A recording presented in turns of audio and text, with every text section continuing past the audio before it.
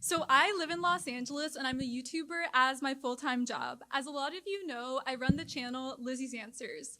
I've been doing YouTube for 10 years. I have 40 million video views, 220,000 subscribers, and I've made over 600 videos in the past 9 years. My channel content has changed so much throughout the years, but currently I talk the most about my experience living with bipolar disorder and my conversion into Catholicism, which was 2 years ago in 2018, Easter Vigil Mass.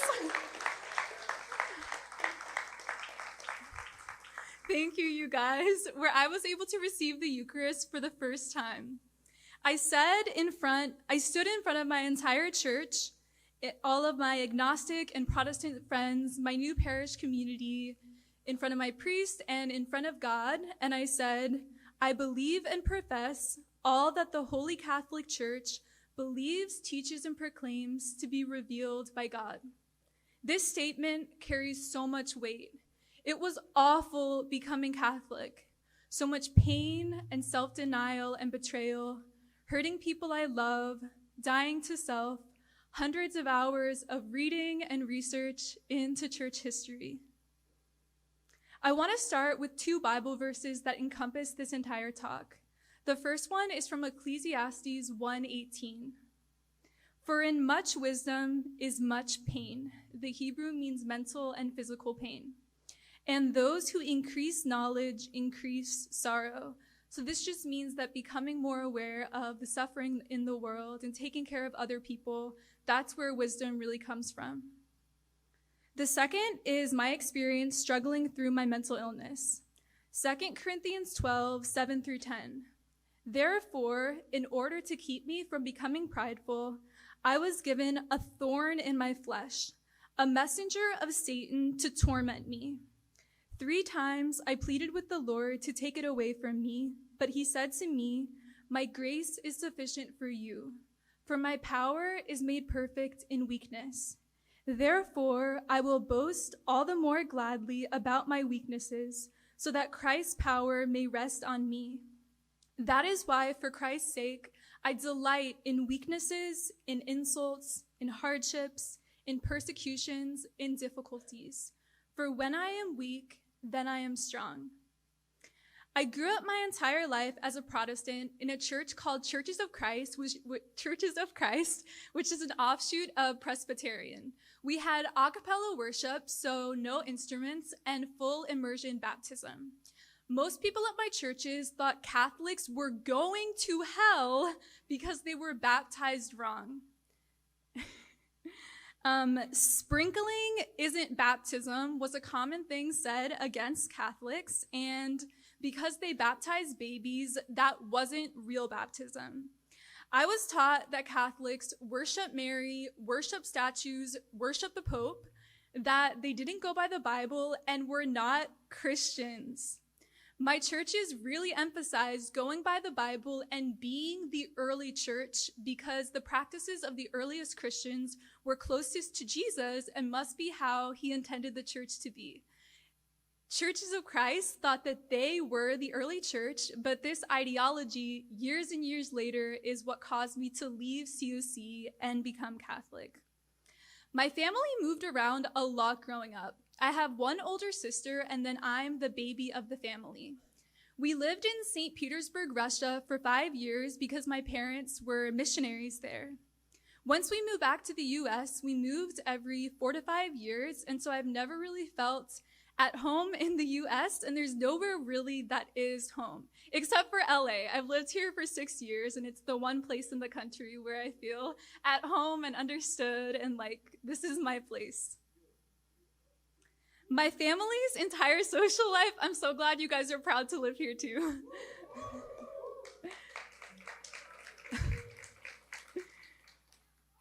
My family's entire social life was centered around church. We'd go Sunday morning, Sunday night, Wednesday night, Bible studies at home, youth group.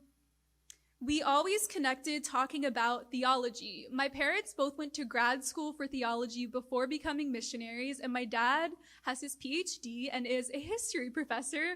So growing up, our entire home was covered in books of Bibles and commentaries, history, philosophy. My parents always really emphasized knowing the faith. There was never a time I remember not knowing God. From when I was 9, I kept a God journal, so I would take sermon notes at church, and I would write down prayers and confessions and Bible questions. I called it my God journal. I read my Bible every night, and reading the Psalms taught me how to pray. By the time I finished middle school, I'd read through the entire Bible, except the books of the Bible that the Protestants removed during the Reformation. One of my favorite stories was at the beginning of 2 Chronicles when God asked Solomon to grant him anything in the world. Instead of asking for power or wealth or the perfect relationship, Solomon asked for wisdom. And so starting when I was 11, I prayed for wisdom every single day. And as we read in the Ecclesiastes verse, which was written by King Solomon, God answered those prayers by giving me very painful experiences. When I was 13, we moved to Florida, and this was kind of the loss of innocence in my life because we left a place that was very Christian, where everyone believed in God, to a very secular environment. Even people who identified as Catholic and Jewish were atheists, and I dealt with attacks towards my faith for the first time. But that just forced me to read more philosophy and theology and get into my faith more. So I'm really glad that I lived in Florida, even though I kind of hated Florida and still do a little bit. In 8th grade, I auditioned for an arts high school called Dreyfus School of the Arts, and I got in. I was in the communication arts department, and I studied creative writing, film, and speech and debate. I knew nothing about film going into high school and was actually mad that I was forced to take a film class, but instead I fell in love with Final Cut Pro, which is the editing software that I still use. I never ever thought of being a YouTuber, but one summer after my sophomore year of college, I was really bored, and so I decided to make a YouTube video, and after that, I was never bored again, because it takes 40 hours for me to make one video, and now I often work 80-hour weeks. My entire life, I've loved arguing and been so opinionated, especially about religion. So being on the debate team was a natural fit. I did Lincoln Douglas debate, LD, which you guys might have heard of if you guys did debate in high school. Anyone here? No? Okay. Just me then. So it was a philosophical debate. So I started reading philosophy for the first time. We would read Plato and Rousseau and Augustine. It's really where I got into philosophy. But the best part of debate, that is what helped me become Catholic, is for every single tournament, we had to research the affirmative and negative of every topic. So it forced me to want to seek truth and to see every perspective of an issue. One of my absolute favorite quotes of all time is actually my college's mission statement. Truth has nothing to fear from investigation, which means if you are right on an issue, you won't have to change your perspective. But if you're wrong, then to fit with truth, you have to change what you believe. While my high school students, I missed a part. My high school was super atheist, and I faced critique towards my faith for the first time, but that forced me to research so much more.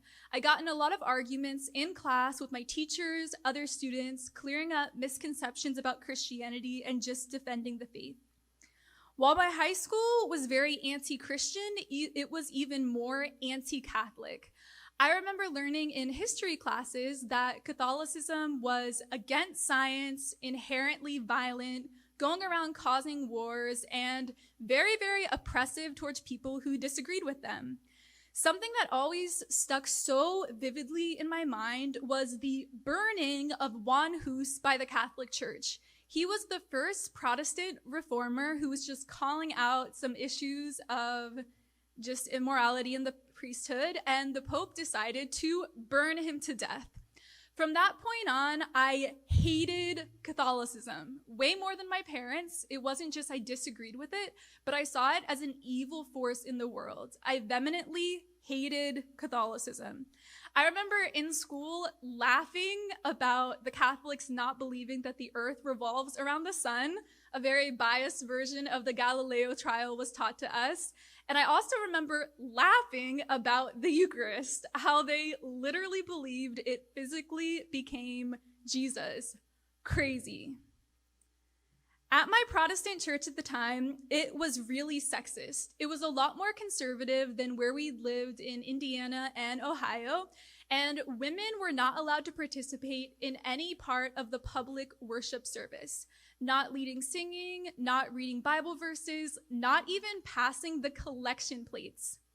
We were also not allowed to teach classes that guys were in or even pray out loud in even a casual setting if there were also men there. I have a vivid memory of when I was 15, I was teaching the 9-year-old class, and there was a boy in the class who had just gotten baptized, and there was a man in our church who walked into the room and yelled at me in front of all the children and said, "You cannot teach this class. There's a baptized boy in the class and you're a woman."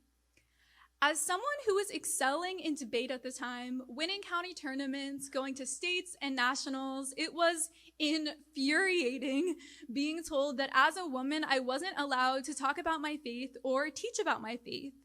It pushed me so hard, and that's why I got into YouTube, because I was allowed to talk about my faith on YouTube as a woman.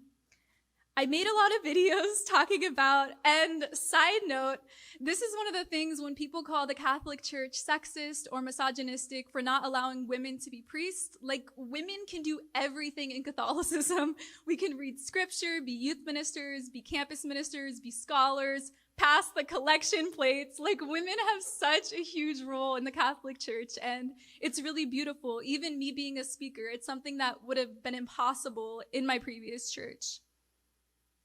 So for my YouTube channel, I talked a lot about relationships, how to pray, devotionals, arguments for the existence of God. My channel grew and grew, and by my senior year of high school, I had 10,000 subscribers and was uploading twice a week. I would read every single message sent to me by one of my subscribers, and it was actually awful. I cried so much reading through the messages. There were people going through eating disorders, deaths of friends, depression, breakups, parents getting divorced, and I felt like I had the whole weight of the world on me trying to help all these people. So my channel became all about ministering to people who are hurting and leading them to Christ to help them heal. For college, I moved to California, and I went to Pepperdine University, which I highly recommend. So if anyone's looking into colleges, we have a lot of amazing Catholic professors there who really influenced me. So Pepperdine is a Church of Christ school, which is the Protestant church that I grew up in. I majored in philosophy and religion. From my first semester, freshman year, there was a very bizarre, strange trend going on where there were philosophy students, Church of Christ philosophy students, converting into Catholicism. Now, at my churches growing up, there were loads of ex-Catholics who had become Church of Christ, but never in my life had I met people who were choosing to be Catholic. It made me a little bit uncomfortable. I just thought it was a weird trend. I kept noticing more and more people going through RCIA as I was going through college, but I was so prideful and stubborn at the time, and I thought 0% that Catholicism could be true. Once I got to college, everything in me emotionally flipped like a switch. In high school, I had been scared of vulnerability, not social at all, not having many friends, but once I got to college, I was extremely confident, talking, meeting so many people, flirting with so many guys. Looking back a few years later, my psychiatrist identified that I was in a bipolar manic episode my first year of college and on and off for the past few years. I had a lot of symptoms. I would talk really, really fast, faster than right now, which is called pressured speech. I would live off of 3 or 4 hours of sleep and be uploading content like 20 or 30 hours on YouTube, doing school full time, involved in so many activities, doing ministry, just so much all at once. Because this was my first time meeting everyone I knew at Pepperdine, they just thought this was my actual personality, and so no one thought anything of it. And looking back, I never would have guessed that all of those symptoms would be a mental illness. I grew so close to God during this time, almost like I was spiritually sprinting. Pepperdine is so spiritually rich, people of all different denominations coming together and loving each other. There were so many Bible studies, lectures, worship services. Hyper-spirituality is also part of bipolar, and so I would go through times where 2 or 3 hours I would just be out in nature, praying to God. These spiritual highs of feeling so attuned spiritually, seeing all these spiritual metaphors in the world, feeling like I'm on a whole different realm, a whole different connection above other people to God, it's mania. 2 of my favorite professors at Pepperdine were Catholics, and unfortunately, Catholic converts. One from being Lutheran and one from being atheist. They were both my favorite professors, and so it made me really uncomfortable, just like all my other friends who were converting in. Because Pepperdine is a Protestant university, in the religion department, there can only be Church of Christ professors, but in philosophy, English, great books, political science, there were a lot of Catholic professors. And so for classes, I was reading Augustine and Aquinas and Dante. I was being assigned Peter Van Wagen, C.C. Pecknold, and I didn't realize until years later that a lot of these thinkers were Catholics. And I even felt kind of manipulated by my professors that secretly they were trying to influence everyone. We learned the history of the Middle Ages from these Catholic professors, something that had been completely left out of my college's humanities courses, my church history class, and all of my history classes in public school growing up. I have a story that epitomizes this so well. So my boyfriend just got his MDiv from a Protestant university, and he was in his church history class, and they finished learning about the church councils in the 4th century. And then the teacher announces, next week, we're going to be learning about the Protestant Reformation. 1,000 years skipped. There was a girl in the class who just gotten a degree in medieval history at another school, and my boyfriend said that her face looked so aghast and shocked and offended that they would completely skip over 1,000 years. But our philosophy department was the same. We learned about Plato, Aristotle, and then jumped forward to the 1800s Enlightenment. So Catholic history is completely left out of a lot of public school, a lot of Protestant religion departments. As I was taking my religion classes in college by my Church of Christ professors, there were a lot of breadcrumbs of truth that were gradually leading me away from Catholic theology. The first one had to do with my Greek class. I took 2 years of Koine Greek in college, which is the language of the New Testament, and we were learning the etymology of the word faith. Pistis is faith, and pisteuo means I believe. So we learned that faith is not an intellectual assent to an idea. It's not just believing a premise that God exists, but it's an action word. It's entrusting your actions to God, which is completely different than how I was taught growing up. I remember asking my professor in class if this affected our theology, misunderstanding faith. And he said no, but I was not convinced. I also remember reading the Epistle of James at the time, just on my own, and it had this vivid language about how faith without works is dead. It stops being faith. St. Paul talks about this in Philippians 2:12, work out your salvation with fear and trembling. Faith is entrusting actions to God. There's no dichotomy between faith and works like the Protestant Reformation tried to convince so many people. Faith means dying for the gospel in the face of persecution. Faith means giving away our money to help the poor. Faith means sacrificing time from studying to help a friend who's hurting. Faith means defending someone who your friends are gossiping about. And in my case, faith means damaging my relationship with my family to follow the truths of the Catholic Church. The second breadcrumb of truth that I learned in my Protestant religion class was the reason that the early Christians were persecuted. So the two reasons that the early Christians were persecuted were because they were accused of being atheists and cannibalists. So atheists because they were denying the pagan gods, but cannibalism really confused me. It was just bizarre. So a couple years later, when I was learning more about the Catholic view of the Eucharist, it clicked. They were being called cannibalists because the early church fathers, starting in the 1st century, were talking about the Eucharist in an extremely literal manner. Number 3, breadcrumb of truth, is when I stopped believing in Sola scriptura my junior year of college. And at this point, I 0% thought Catholicism could be true and had no idea that I was veering in that direction. But one of my Catholic professors looked me in the eye in the middle of class and said, "Tradition created the Bible, so you can't have the Bible without tradition."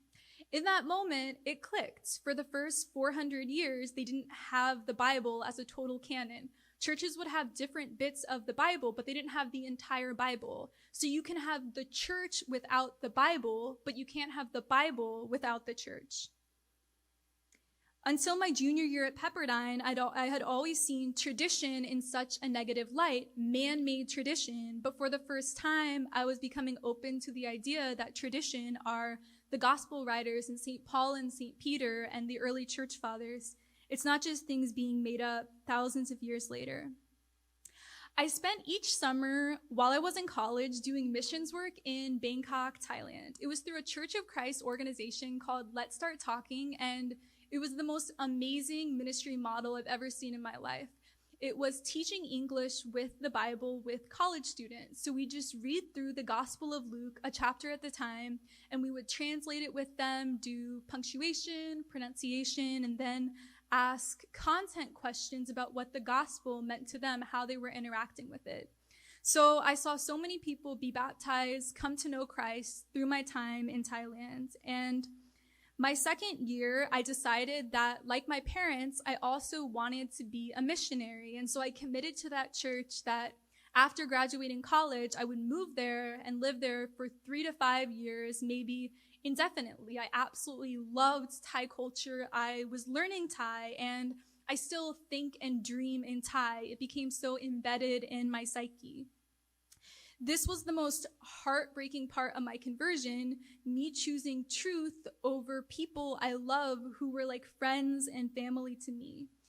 It was the most insurmountable thing to process, that God wanted me to emphasize intellectual truth and choose that over people who I love. I remember in 2017, one of my subscribers sent me a picture of the Eucharist on an altar and said, "This is the most important thing above any person," and that ended up being what I chose. I try and not think about Thailand without crying. I've talked for hours about my whole experience in YouTube videos, but I see pictures on Facebook of my friends there and everything that the church is doing, and I feel so guilty because in becoming Catholic, I betrayed them. I continued my YouTube channel all throughout college, posting once or twice a week, and my channel kept growing and growing, and I was sharing everything I was learning in my religion classes as my YouTube content, helping so many people. Halfway through my junior year of college, I started feeling extremely exhausted all the time. I had these super vivid dreams every night, and regardless of how much sleep I got, it could be 8, 12, 15 hours, I would still wake up feeling exhausted. I started losing interest in my classes, and it was so difficult to concentrate during lectures, to think of things to say during class discussions. It was so hard to process what I was reading in my classes. It is like similar to having mono, but I was diagnosed with major depressive disorder. there was nothing bad going on in my life at the time, but just this switch that had turned on another part of my mental illness. It took 2 months for any medication to kick in and alleviate the symptoms, and by that point, the semester was ruined. I failed every class, and it was so almost torturous that semester, being surrounded by academia and all of these classes I should have loved and been flourishing in, but I was within that with a weak, slowed down, broken brain. The worst part is that a lot of my friends and family and professors, pretty much everyone but my therapist, didn't believe I had depression and told me I was making it up. Meanwhile, I was having thoughts of ending my life. It was so hard to just get out of bed, to shower, to eat meals. A year later, my senior year at Pepperdine, I was told that my diagnosis was wrong and that I actually have bipolar disorder, that the major depressive episode was just one half of a mental illness. I barely graduated college because of the depression, and by the end, I didn't even care about graduating college. I just wanted to be out of this place that represented my brain being broken and just hating being in academia. Because of the way my family is, being so intellectual and reading all the time and talking about ideas, I'd based so much of my identity in intellectualism. And so having that torn away from me just within a couple months, it was like losing this huge part of myself. That summer after college is when I stopped believing in God. Almost.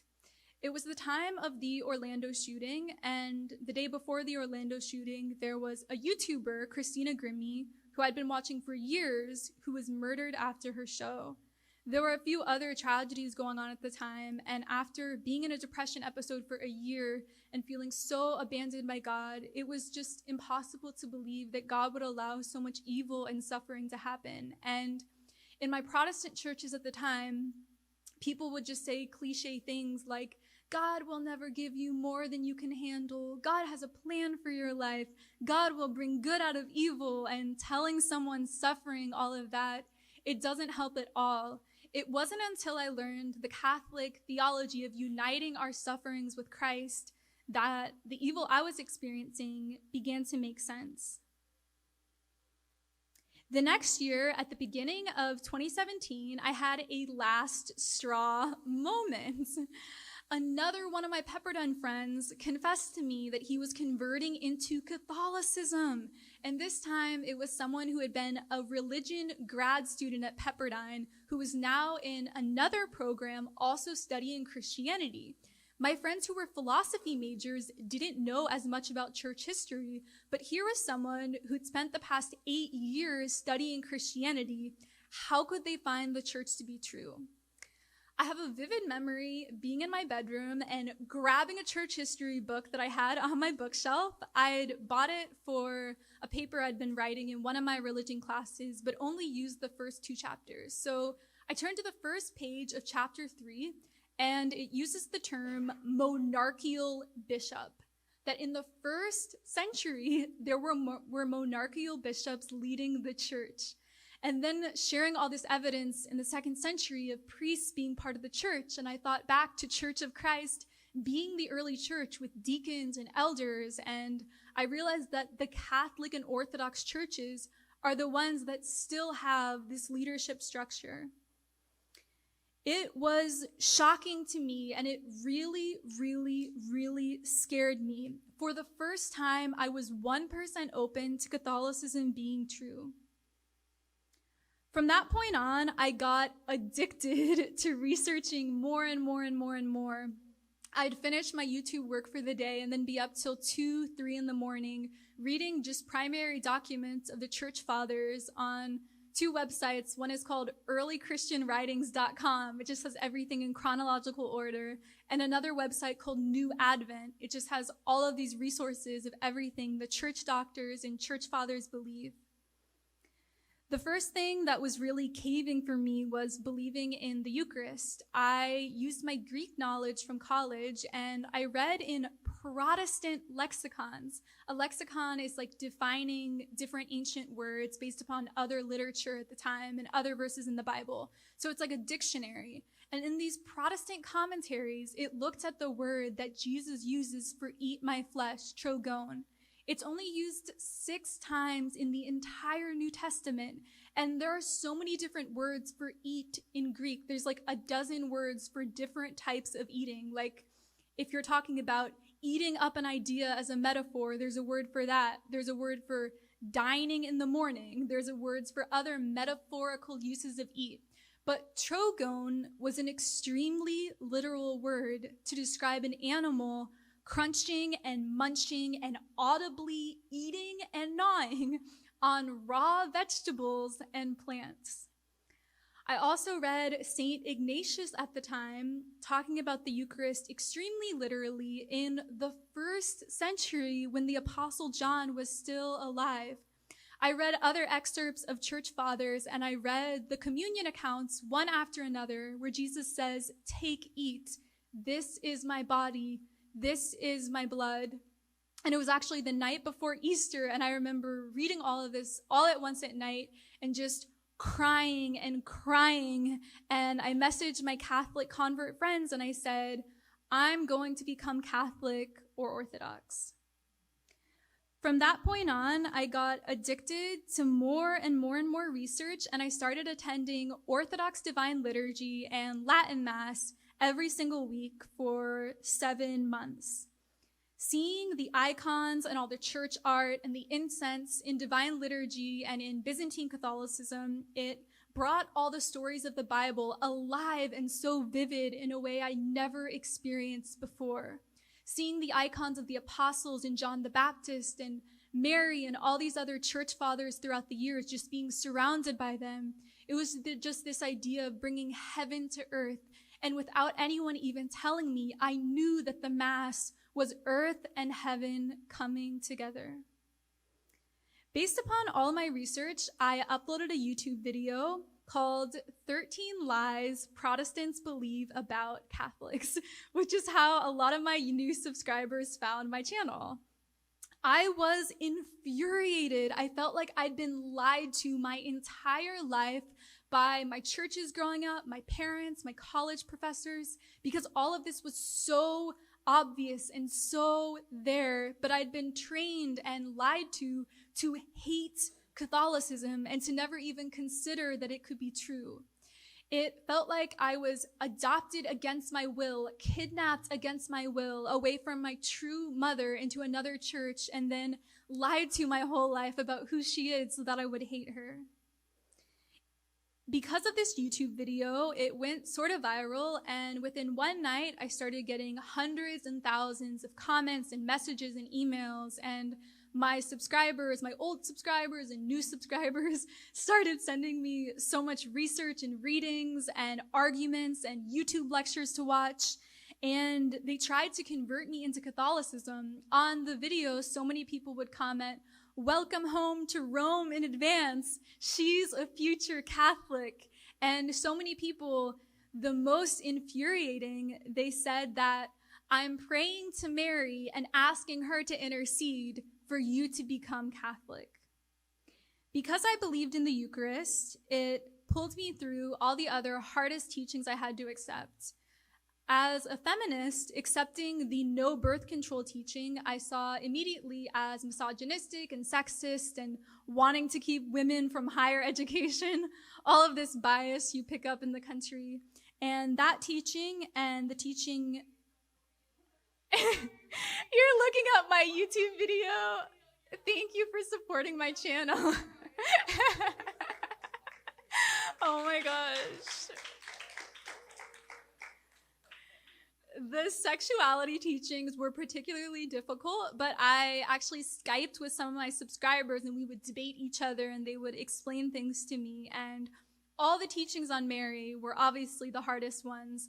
I remember the perpetual virginity of Mary, just laughing at one of my subscribers who tried to convince me of this. I was like it talks about Jesus' brothers and sisters in the New Testament.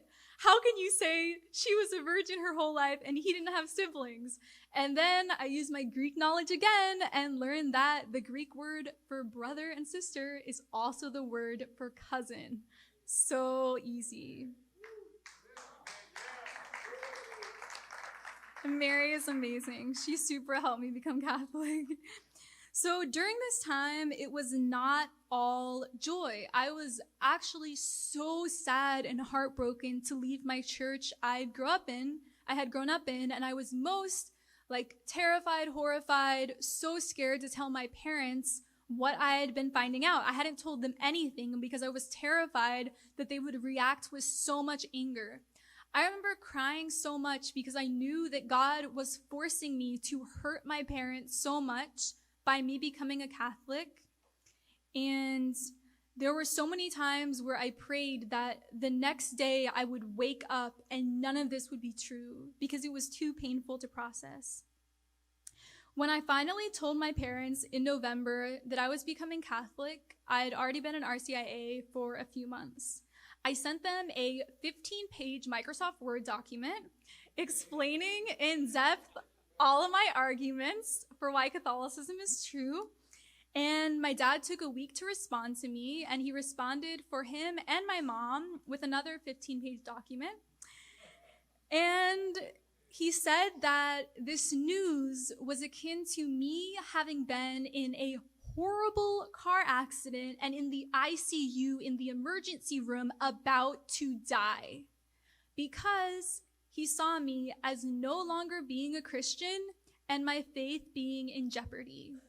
He did a lot of ad hominem arguments, calling me emotional and manipulated and non-intellectual. As someone who had formed me intellectually my entire life, it was so painful having these attacks by my dad and having him not understand what I was going through, having no one in my family understanding it. I can't even emphasize how hurtful it was hurting my parents like this. They're the closest people to my life, and it was the first time that they had ever stopped talking to me. It was a couple months where my dad wouldn't talk to me at all. I would talk to my mom on the phone, and then she would make up some excuse for why he wouldn't talk to me. I even developed sort of disordered eating at the time because I just felt so guilty and heartbroken and awful for hurting them. And I felt like if I didn't eat as much, it would almost balance out and make it better. It was so toxic. That Christmas was awful, the Christmas of 2017. It was so tense and awkward, and we got in some awful conversations, and my family felt broken, and it was my fault. I'd broken my family. Fast forward, it was Ash Wednesday, a month before my confirmation, and things were finally starting to get better with my family. I felt like I'd been lying to my YouTube subscribers, though, because I'd been making all these Catholic videos and be like, 5 reasons Mary was a perpetual virgin as a Protestant. Just a lot of videos like that, and I finally wanted to come clean and talk about my conversion, but I was really scared to, because I'd been doing YouTube for 8 years at that time, making Protestant Christian videos, and it was my income source, and I was scared that I would lose my job, essentially, because I would lose so many subscribers. So in March of 2018, I uploaded the video, Why I'm Becoming Catholic, and thank you guys. And it blew up. It became a viral Catholic news story. EWTN promoted me, and overnight I had hundreds of emails and messages to do interviews and book deals and speaking engagements. And it was this so wild time because I felt so loved and accepted and known by thousands of Catholics, all these new people coming to my YouTube channel. But it was a time where, for the second time, my parents stopped talking to me, because they hated how I had made public to all of our friends and family and church members that I had left the church. My parents felt like a failure that I had left Church of Christ. At my confirmation 2 years ago, when I received my first communion, I felt no emotion. I felt numb and apathetic. At a time when I should have felt so much joy, I was confused because I was in a major depressive episode. But as I received Real Presence Communion for the first time and processed what it meant, I felt extreme comfort that it no longer depends on how or what I feel, but that Jesus being physically part of me in the Eucharist and a part of everyone else at Mass, it supersedes and overcomes whatever I'm going through. I want to read back the verse I read at the beginning from 2 Corinthians. Therefore, in order to keep me from being conceited, I was given a thorn in my flesh, a messenger of Satan to torment me. For Christ's sake, I delight in weaknesses, in insults, in hardships, in persecutions, in difficulties. For when I am weak, then I am strong. And to finish, the verse from Ecclesiastes 1:18, for in much wisdom is much pain, and those who increase knowledge increase sorrow. Now we're going to go into a prayer session, so let's prepare ourselves and be open to let God into our hearts.